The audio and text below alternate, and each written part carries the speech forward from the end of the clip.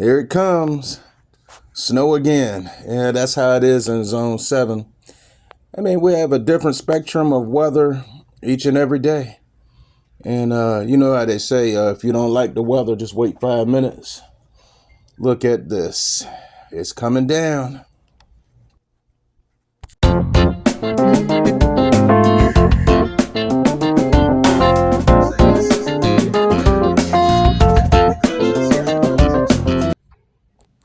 Yeah, we got a little snow on the way. Well, in the meantime, we'll look back on what worked for us through the summer. And out of these Gerber daisies, you can see one of them was a little floppy, got sidetracked and watered one and didn't water the other. But you can let the soil dry out between waterings, but not too long. Now the Gerber daisies will perform, and they're a little dramatic sometimes. You see how this one's bouncing back. And once we got it watered, it perked right on up. There's some other plants that do that too. But these Gerber daisies are beautiful, plate-shaped petals. And this one here is palm-sized. And they take 6 or more hours of sunlight, low maintenance, medium watering. And they get from 4 to 8 inches high, 10 to 12 inches wide. And they bloom spring, summer, and fall. Hardiness down to 32 degrees. And they're deer resistant. They are a beautiful plant to add to your collection or your garden. Another drought tolerant beauty are the geraniums. Now these can really handle the heat, and you can really let that soil dry out between watering, and they're very forgiving, and mosquitoes can't stand them. We have 2 types of geraniums in here. One of them is the zonal geranium, and that's the one with the perimeter around the leaves. We have the creeping Jenny here. See how it was last summer? And looks a little burnt right now, but we're going to cut that back. And got the geraniums here, filling the pot out. They really did good last summer. The new blooms are here, looking just as pretty as the flowers are. And we have the zonal and non-zonal geraniums in there. This pot here is completely full with beautiful plants. We have the geraniums in here with petunias and creeping Jenny.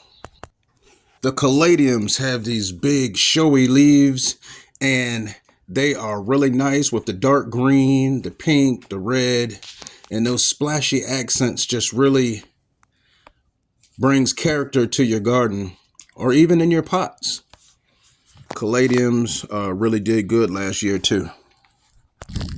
The creeping Jenny is an excellent trailer, and it also comes back. It's a perennial that can handle the heat. And see, right now these are crunchy, but coming back in the center, we have the petunias here growing upward, but once that weight gets on them, they will trail down the side of the pot. Coleus.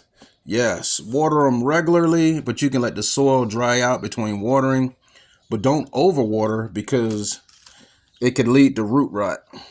Now, the Coleus in containers, obviously you have to water them more because they dry out quicker. And you partial shade, but some varieties can tolerate full sun. This space is a little shade area that we have in the front yard. We kind of raised a canopy on this bush because I wanted these plants in the where I could see them, but we have a lot of sun in the yard, and these coleus are part sun. We have coleus under here. We have some caladiums going close. We have the coleus under here with that lime green around the edge of the leaves, that pink in the center, and the plum on that leaf. We have the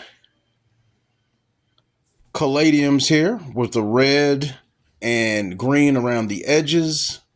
Nice shiny leaves. These will do good under here with the filtered light from this bush, because they're part sun also. And we have some begonias. Now under here, this spot allows the plants to get some sun, but for most of the day, they get filtered sunlight. They get a little sun early, and the middle of the day, they get filtered sunlight, and then toward the end of the day, the sun is on the other side of the house. Now, these begonias are very beautiful. They have a rosette type of flower, if that's even a word. Well, the flowers kind of look like roses, and you have those big green glossy leaves.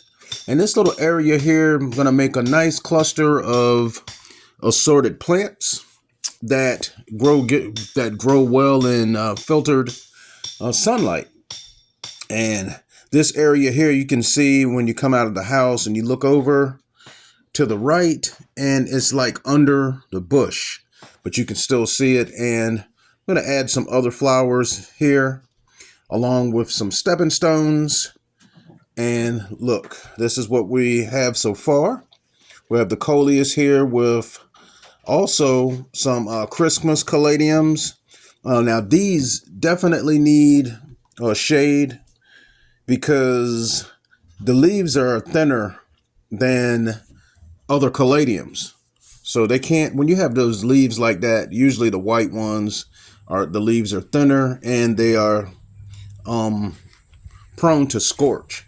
We have some lime green coleus down here, and Janice has put together a nice wreath for the fall with several plants, and the hot glue gun has really been busy.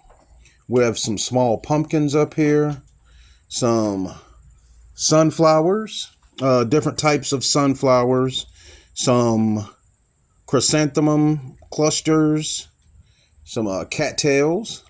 We also have some fall type leaves, some wheat representing harvest, some eucalyptus leaves, and some miniature pumpkins, and a whole host of flowers, pine cones. I mean, this really says fall. We have the fall sign here on the porch with a cluster of leaves and flowers above it, welcoming in the fall. This was earlier this year. Right now it's wintertime, but we're just looking back on this wreath.